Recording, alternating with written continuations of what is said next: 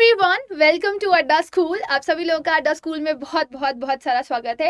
एक क्वेश्चन जो कि स्टूडेंट्स ने बहुत ज़्यादा मेरे से पूछा कि मैम इंग्लिश का पेपर लिटरली बहुत लेंदी होता है, जैसे हिंदी का पेपर लेंदी होता है। तो क्योंकि एग्ज़ाम चल रहे हैं, प्रेशर कॉन्टिन्यूसली बना हुआ है और एग्ज़ाम जब देने के लिए आप बैठते हो तो और ज़्यादा प्रेशर बन जाता है।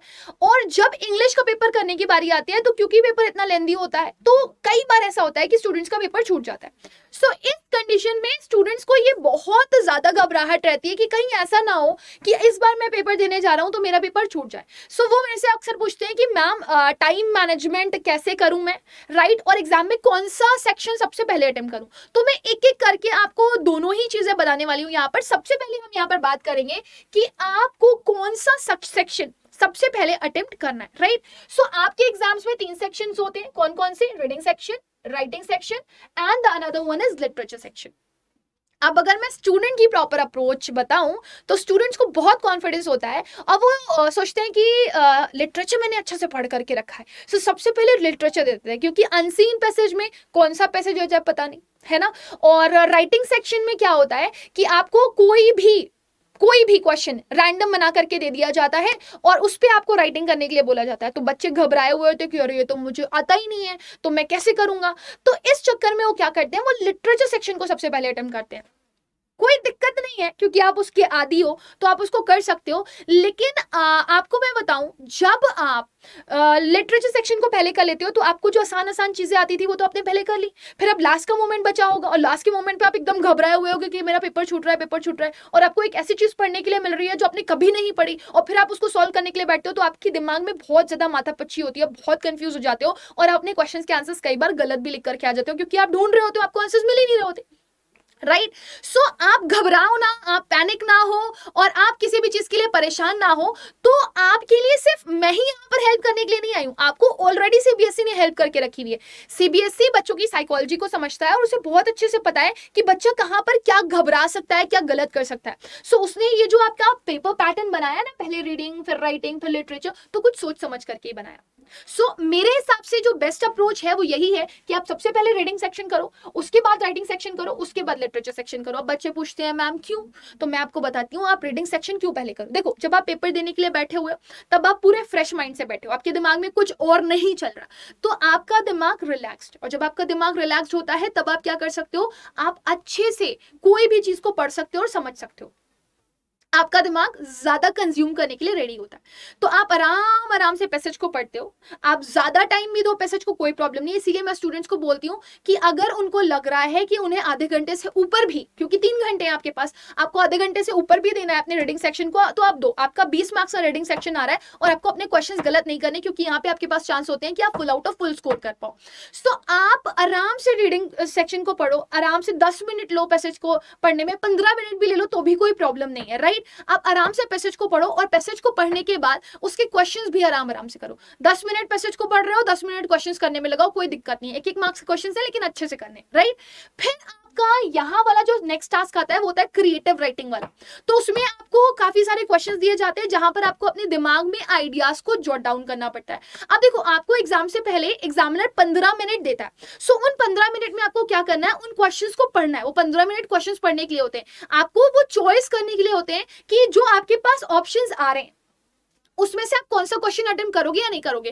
तो राइटिंग सेक्शन एक ऐसा सेक्शन होता है जिसमें आपको सबसे ज्यादा चॉइस मिलती है, सबसे ज्यादा चॉइस। मतलब अगर आप अपना नोटिस कर रहे हो तो उसमें भी आपको चॉइस मिलेंगी, 2 नोटिस में एक नोटिस करनी होगी, तो जो आपको इजी लग रही हो वो आप अटेंड कर लो, ठीक है ना। मतलब आपने बस सोच लेना है कि ये वाला मैंने करना है। फिर दूसरा वाला आपने क्या करना है, आपने इन्विटेशन में भी चॉइस कर लेनी है कि आपको ज्यादा अच्छे से कौन सा फॉर्मेट आता है और ज्यादा इजीली आप कौन से कर लोगे, तो वो आप चूज कर लो। रिपोर्ट राइटिंग और आर्टिकल राइटिंग में आपको कौन सा वाला इजी लग रहा है वो आप चुन लो, आप उसको कर लेना। सिमिलरली आपको लेटर टू एडिटर करना है या फिर एप्लीकेशन फॉर जॉब करना है, ये आप डिसाइड कर लो। तो आप प्रायर डिसीजन ले लो कि आपको कौन कौन सी चीजें करनी है। फिर आपके दिमाग में होगा मुझे ये क्वेश्चन करना है, ये सेट है आपका, राइट। और जब आपको एक बार क्या मिल जाएगा, जब आपको क्वेश्चन पेपर के साथ आंसर शीट मिल जाएगी तो आपकी आंसर शीट में जो लास्ट वाला पेज होता है ना, वो रफ वाला पेज होता है, उसको आप यूज कर सकते हो, यूटिलाइज कर सकते हो। तो वहां पर आप अपने पॉइंटर्स लिख सकते हो अपने राइटिंग सेक्शन को करने के पहले, ताकि आपको पता हो कि आपको अपने राइटिंग सेक्शन में कौन कौन से पॉइंट्स इंक्लूड करने हैं, राइट। फिर आता है आपका लिटरेचर सेक्शन। आपने टफ वाले सेक्शंस को पहले कंप्लीट कर लिया, जो आपको नहीं आते थे आपने अभी भी पढ़ के करने थे वो आप पहले ही कर चुके हो। अब लास्ट का आपका जो 2 घंटा है आपका स्टार्टिंग का वो आपने यूटिलाइज कर लिया अपने रीडिंग सेक्शन में और राइटिंग सेक्शन में। मैं कहूंगी 10 मिनट छोड़ देना इसमें से। बाकी आपका जो बचा हुआ टाइम है आप मैक्सिमम टाइम अपना किसको देने वाले हो, आप मैक्सिमम टाइम अपना देने वाले हो लिटरेचर सेक्शन को। आराम से आप उसको 1 घंटे में करो। मुझे पता है लेंदी रहता है, लॉन्ग आंसर्स क्वेश्चंस भी आते हैं, शॉर्ट आंसर्स क्वेश्चंस भी बहुत सारे आते हैं और अब तो एक्सट्रैक्ट बेस्ड क्वेश्चन भी आएंगे जिसमें आपको एमसीक्यू भी करने होंगे। तो आप आराम से उन क्वेश्चंस को करना, आपको अच्छे से आता है, आप कॉन्फिडेंट भी हो कि ये क्वेश्चन तो मुझे आता है, ये क्वेश्चन तो मुझे आता है, आप आराम से अपने क्वेश्चंस को लिख रहे होगे और लास्ट मोमेंट पे आपके पास अच्छा खासा टाइम भी होगा कि आप सारे क्वेश्चंस को कर लो, राइट। और साथ ही साथ में आप उनमें क्या क्रिएटिविटी कर सकते हो वो भी आपके पास ऑप्शंस रहेंगे, राइट। सो अपने मैक्सिमम टाइम को आप यूटिलाइज करिए इन क्वेश्चंस को करने में और आप अपनी बेस्ट अप्रोच यही चूज करिए कि आप पहले रीडिंग करिए, फिर आप राइटिंग करिए और फिर लिटरेचर करिए जिसमें आप सबसे ज्यादा कॉन्फिडेंट हो, ताकि लास्ट मोमेंट पे आपको घबराहट ना हो और आप आराम से क्वेश्चन पेपर को कर लो। अब द थिंग इज मैम हम टाइम कैसे मैनेज करें, हमें पेपर में 3 घंटे मिल रहे हैं तो हम किस सेक्शन को कितना टाइम दे। तो अगर मैं टाइमर की बात करूं तो आपको रीडिंग सेक्शन में अपने 60 मिनट यूटिलाइज करने। आप बोलोगे मैम 1 घंटे हम यूटिलाइज करें अपने रीडिंग में, तो मैं कहूंगी हाँ कोई दिक्कत नहीं है, आपके पास 3 घंटे आप उसे बहुत अच्छे से यूटिलाइज कर सकते हो। 60 मिनट का इस्तेमाल आपने कहां कर लिया, अपने हेयर रीडिंग सेक्शन में आपने आराम से पैसेज को पढ़ा है और आप आराम से कर रहे हो किसको, क्वेश्चंस को। अगर आपको यहाँ पे 1-2 मिनट आप बचा सकते हो या 10 मिनट आप बचा सकते हो, बचा लो, कोई टेंशन नहीं है, कुछ बच्चे जल्दी भी कर लेते हैं।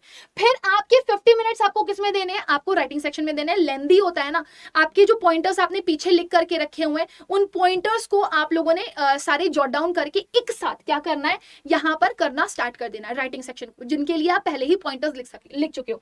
तो अगर 60 मिनट में आपका 10 मिनट भी बच रहा है रीडिंग सेक्शन में, तो आप वो 10 मिनट 5 मिनट यूटिलाइज करके अपने जितने भी राइटिंग सेक्शन के पहले पॉइंटर्स है ना, पहले ये लिखोगे बाद में ये लिखोगे फिर ये करोगे, तो वो लिख लो साइड में, राइट, ताकि वो आप यहाँ पर यूटिलाइज कर सको। सो ये 50 मिनट बहुत है राइटिंग सेक्शन को करने के लिए, सोचने के लिए और आंसर करने के लिए। अब आता है आपका लिटरेचर सेक्शन जो सबसे बड़ा है, जो आपके 40 नंबर का है, तो उसमें आपको काफी ज्यादा टाइम देना पड़ता है। तो आप आराम से 1 घंटे में इसको कर रहे होगे राइटिंग सेक्शन को, क्योंकि आपको आता है, आपको लिखना है, आप करते चले जा रहे हो, करते चले जा रहे हो, करते चले जा रहे हो। अब 60 मिनट ये हो गया, 60 मिनट ये हो गया, 50 मिनट ये हो गया, तो 6 12 और 12 और 5 17, यानी कि आपके पास 10 मिनट बच रहे हैं। तो वो 10 मिनट आप क्या करने वाले हो, वो पूरे के पूरे 10 मिनट आप अपनी कॉपी को चेक करने के लिए लगाओगे। आपके 10 मिनट सिर्फ आपके होने चाहिए, आप 10 मिनट पहले ही पेपर खत्म कर चुके हो, राइट। सो आप 10 मिनट में कॉपी को पढ़ोगे कि कोई ऐसा क्वेश्चन तो नहीं है जो आपने छोड़ दिया है, या फिर अगर आपको लग रहा है आपने सारे क्वेश्चंस को कंप्लीट कर लिया है, तो अगर आपको कोई इंपॉर्टेंट पॉइंटर्स लग रहा है तो आप उसको हाईलाइट कर लो। कहीं पर अगर आप बॉक्स बनाना भूल गए हो, जैसे नोटिस में, या फिर आपका कार्ड वाला इन्विटेशन आया है उसमें, या फिर आपका सीवी आया है उसमें, तो आप वो बना लो। It will help you a lot. वो 10 मिनट जो आपके आखिरी के होंगे, जो आप बचा करके रखोगे, उनको आप काफी अच्छे से यूटिलाइज कर सकते हो अपनी कॉपी को और परफेक्ट बनाने में, राइट। सो ये आपको बहुत ज्यादा मदद करने वाला है। आई होप कि आप लोगों को ये स्ट्रैटेजी काफी ज्यादा बेनिफिशियल लगी होगी। इन स्ट्रैटेजी को जरूर से जरूर फॉलो करना, आपको काफी ज्यादा हेल्प मिलेगी।